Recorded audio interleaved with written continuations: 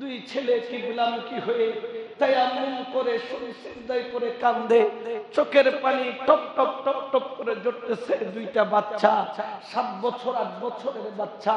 ওই জেলখানার যিনি দারোয়ান ছিল ওনার নাম ছিল সৈয়দ মশকুর রহমতুল্লাহ আলাইহি। সৈয়দ মশকুর আওলাদে রাসূলের প্রেমিক ছিল। জেলখানার মধ্যে যে আওলাদে রাসূল আছে তিনি জানতেন না, তিনি তো দারোয়ান জেলখানার। তিনি দেখলেন সব মানুষ এক ধরনের, দুইটা বাচ্চা আর এক ধরনের, কোনার মধ্যে সিজদায় পড়ে কাঁদতেছে। ডাক দিচ্ছেন, বাবা এদিকে আসেন না আপনারা। দুই বাচ্চা কথা বলে না, ভয়ে কাঁপতেছে।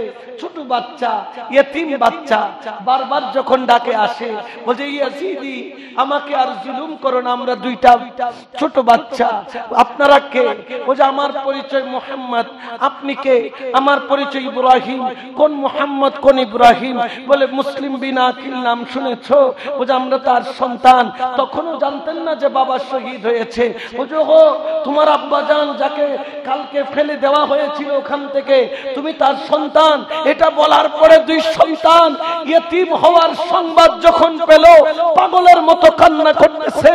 কারণ সন্তান দুইটারই কুফার জমিনে আর কেউ নাই আপন বলতে, বাবা শহীদ হয়েছে এমন ভাবে কাঁদতেছে। দুই চোখের পানি ছেড়ে একদিকে পড়ে আছে।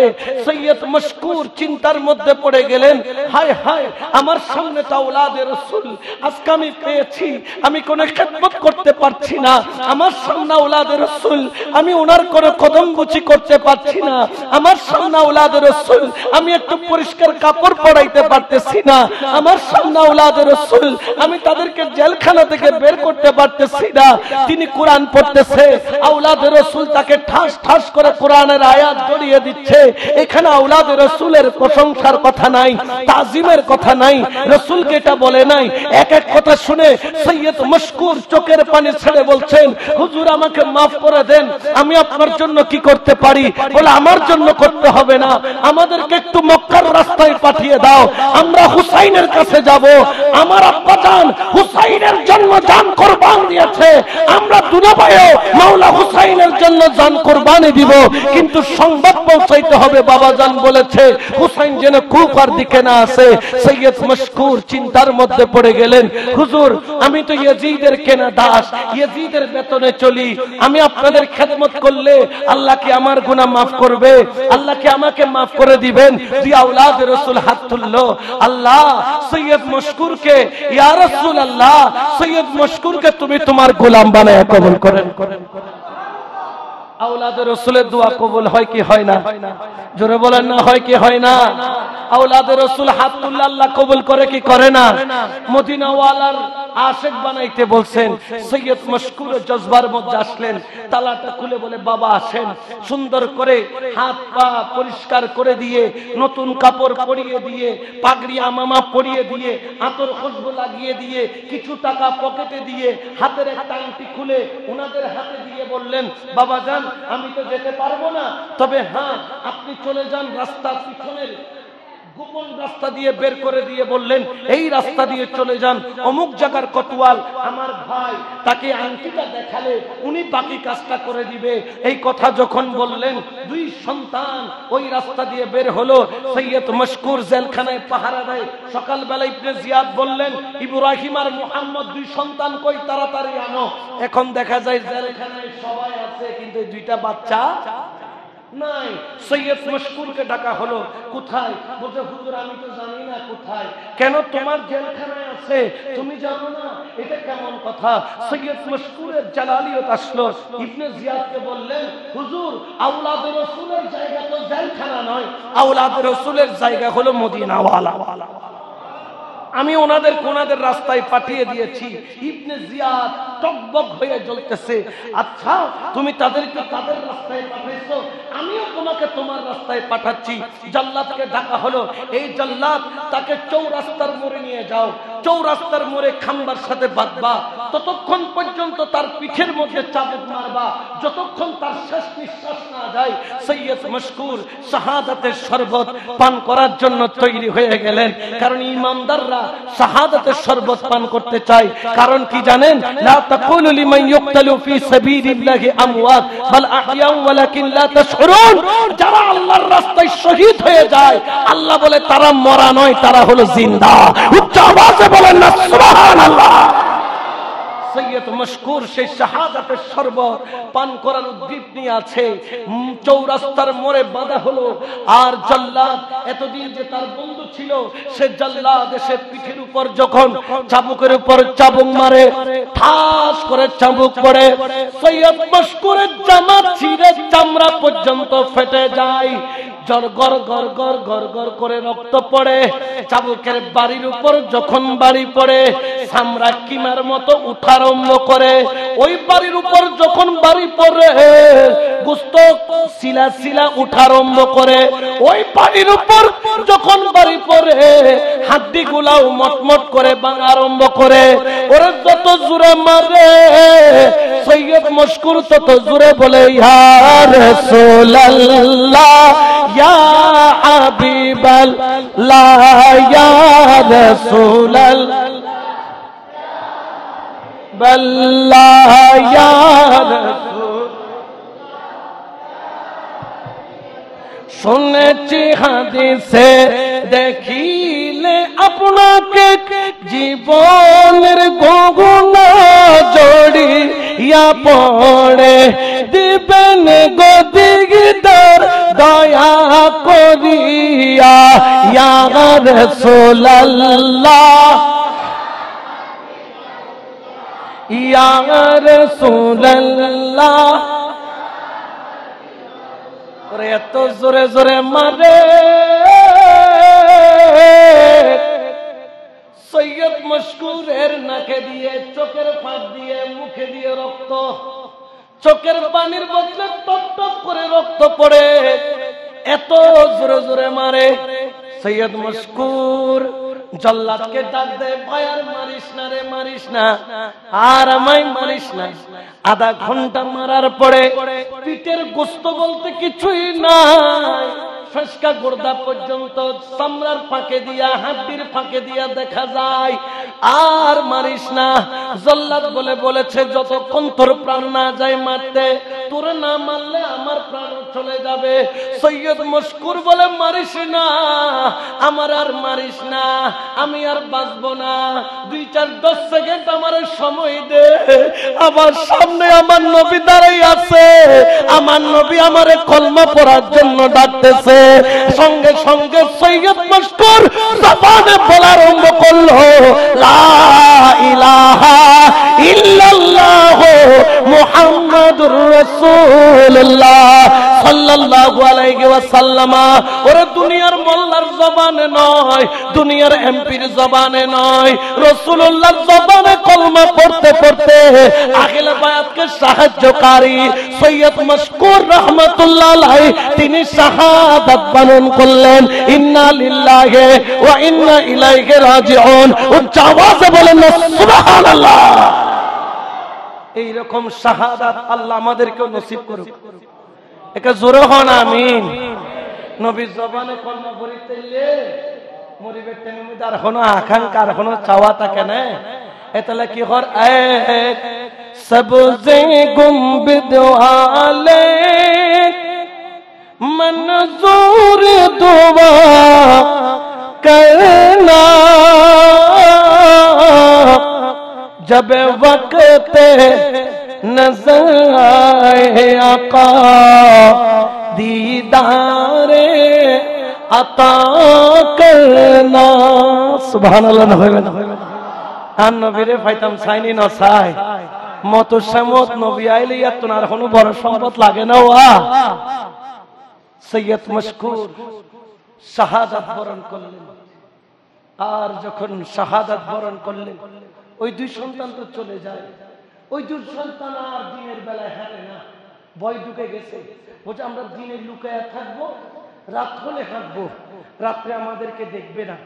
এখন ওই 2 সন্তান ইব্রাহিম আর মুহাম্মদ 7-8 বছরের বাচ্চা।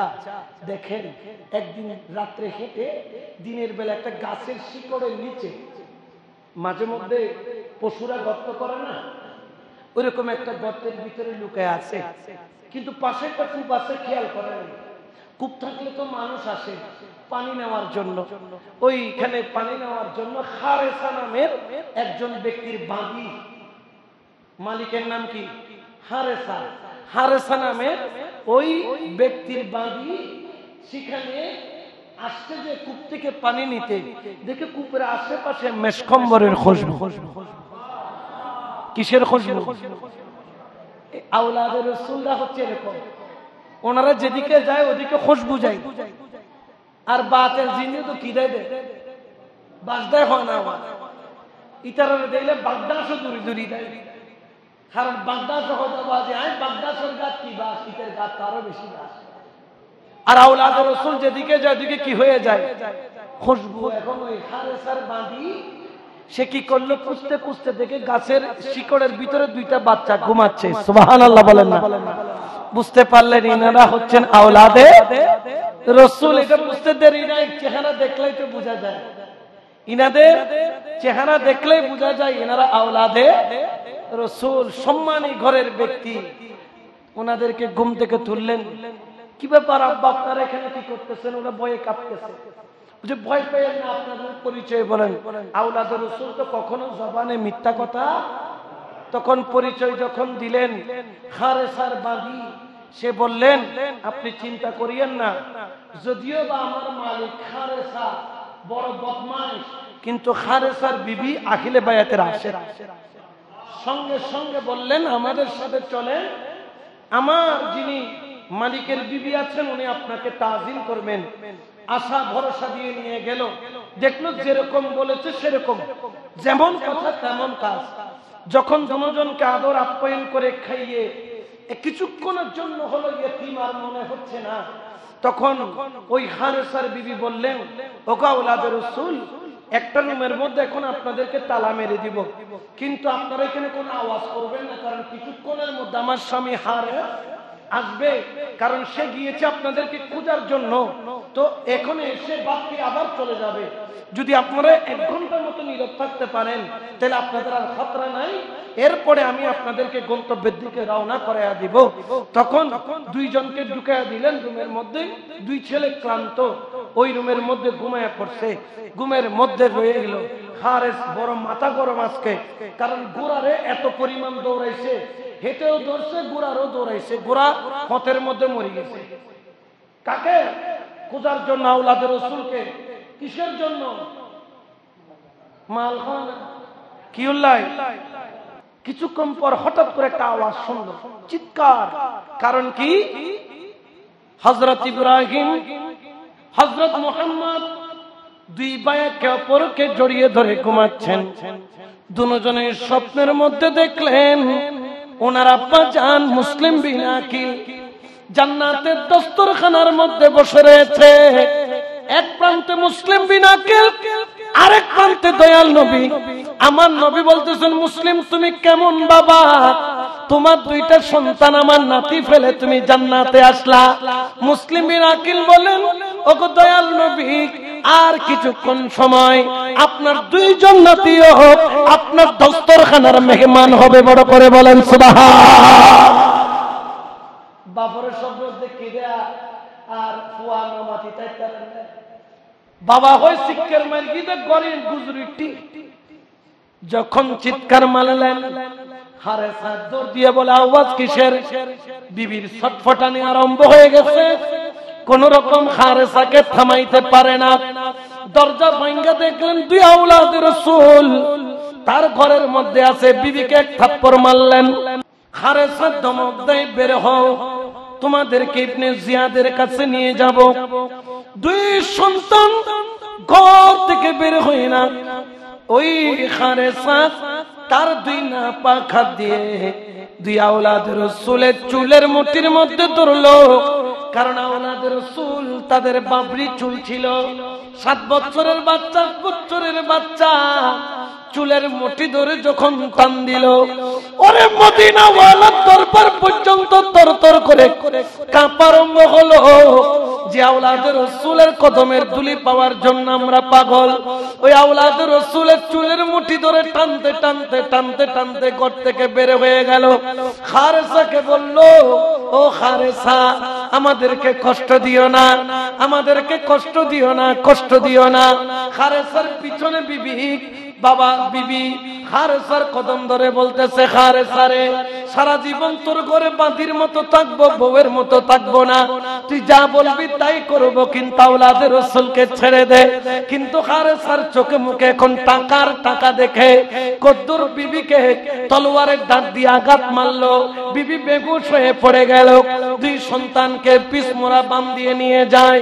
কদ্দুর যাওয়ার পরে দেখা যায় দুই সন্তানের কপরকে জড়াইয়া ধরে ধরে জড়াইয়া ধরে ধরে হাঁটে। চিন্তা করলো খারেসা, নেওয়ার মতো যদি অন্যান্য ইবনে জিয়াদ বাহিনী দেখে ফেলে তার থেকে ছিনে নিতে পারে, ইবনে জিয়াদের বাহিনী তার থেকে উঠে নিতে পারে। খারেসা মনে মনে ভাবলো, জিন্দা নেওয়ার দরকার কি, দুই সন্তানকে কতল করে দিয়ে শুধু মাথাটা নিয়ে যায়। এই কথা যখন বলল, দুই সন্তান চোখের পানি ছেড়ে বলল, খারেসা রে, আল্লাহর দোহাই লাগে এই কাজ কইরো না, আমাদেরকে দরকার হলে ইবনে জিয়াদের কাছে জিন্দা নিয়ে যাও, আমরা যেটা হয় সেখানে ফয়সালা হবে। কিন্তু খারেসা তো লোভী, সে চিন্তা করলো জিন্দা নিতে গেলে মানুষজন চিৎকার চেঁচামেচি শুনে তার থেকে নিয়ে যেতে পারে, পুরস্কার চলে যেতে পারে। দুই সন্তানকে মরুভূমির মধ্যে শোয়া দিল জবে করার জন্য। এক ভাই আরেক ভাইকে জড়াইয়া ধরে কান্দে। ছোট ভাই বলে, ও খারেসা, যদি জবে করবি আগে আমি ছোট জনকে জবে কর, কারণ আমার বড় ভাইয়ের শাহাদাত আমি চোখে দেখতে পারবো না। বড় ভাই বলে, খারেসা আগে আমাকে জবে কর, কারণ আমার ছোট ভাই আমার সামনে কাটা মুরগির মতো দরফর দরফর করলে আমি সহ্য করতে পারবো না। তখন দুই ভাই দুইজনকে জড়াইয়া ধরে কান্দে। খারেসা বলল, অসুবিধা নাই, এভাবে দুই ভাই জড়াইয়া ধরো, দুজনকে একসাথে জবে করব। দুইজন এক ভাই এক ভাইকে ছাড়ে না, জমিনের মধ্যে শোয়া দেওয়া হলো। দুই ভাইয়ের গর্দানের উপর ছুরি রাখা হলো। 7 বছরের 8 বছরের বাচ্চা আওলাদে রাসূল, গর্দানাটাও কত বড়। ওরে পোষ একটা থেকে দুইটা দেবার আগে আওলাদে রাসূলের মাথা মোবারক শরীর থেকে আলাদা হয়ে গেল। দুইজন ব্যক্তি, দুইজন আওলাদ, ইব্রাহিম এবং মুহাম্মদ জাগার মধ্যে শাহাদাতের শরবত পান করলেন। ইন্না লিল্লাহি ওয়া ইন্না ইলাইহি রাজিউন।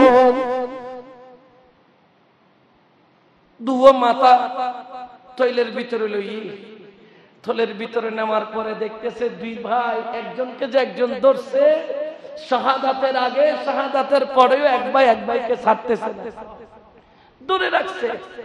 খারেসা দুজনের লাশ নদীতে ফেলে দিছে। এই লাশ যেন নদীতে পড়ার দেরি, পানি যেন সেকেন্ডের মধ্যে বুকের মধ্যে লুকায়া ফেলছে। এখন দুই মাথা নিয়ে ইবনে জিয়াদের কাছে গেছে পুরস্কারের জন্য। এটা তো সিটিং, ইতে সিটিং উঠলে বড় সিটিং। ইতের হয়তো তোর জিন্দা এনতাম কইতে মারি এনতাম কইনি, তুই কি পুরস্কার তোমার তো তোর পরিষ্কার করছুন দে। জল্লাদরে বলছে যে এরে নিয়ে যাও, যেখানে আওলাদে রাসূলদেরকে কতল করছে আগে তারে কতল করিবা। এই মাথা দুইটার সাথে শরীরটা খুঁজে আনবা। ওই জায়গায় খারেসাকে নিয়ে এক কোপে দুই টুকরা করছে। ফাঁড়া যাইলে বলি রে, এন্ডিলে করি বলি এক কোপে দুই টুকরা। প্রথমে খারেসাকে মাটির মধ্যে দাফন করছে, উই যেরকম মাটি তুলে খারেসার দেহটা মাটি থেকে উইয়ের মতো উঠে যায়। মাটি বলতেছে, এই কমবখতের শরীর আমি মাটি গ্রহণ করব। 7 বার মাটি তুলে দিয়েছে। কয়বার? এরপরে জল্লাদ তার লাশটা নদীতে ফেলছে। নদীতে ফেলার দেরি ঢেউ মাইরা নদী তার লাশ উপরে তুলে দেয়, বলে কমবখতের লাশ আমি পানি গ্রহণ করব। ওই কমবখতকে লাশে আগুন দিয়ে জ্বালিয়ে ফেলা হয়েছিল হারেসাকে। আর ওই মুহাম্মদ বিন ইব্রাহিমের দেহ তো পাই না। তখন ওই জল্লাদের অন্তরে মায়া আসলো। ছোট্ট ছোট্ট দুইটা মাথা, বাবরি চুলের মাথা, চোখ মুবারক গুলা টানা টানা, চেহারা নূরের আলো, দাঁতের ফাঁক দিয়ে নূরের আলো বের হচ্ছে, দুইটা ছোট্ট মাথা। তিনি পানির মধ্যে যখন ধুইতে নেই, দেখে হঠাৎ করে নৌকার মতো হয়ে দুই ভাইয়ের লাশ, দেহ মুবারক যেন স্পিড বোটের মতো নদীর মাঝখান থেকে উঠে মাথা বরাবর এসে, সিলাই করা লাগে নাই, অটোমেটিক জোড়া লেগে গেল। বড় করে বলেন না সুবহানাল্লাহ।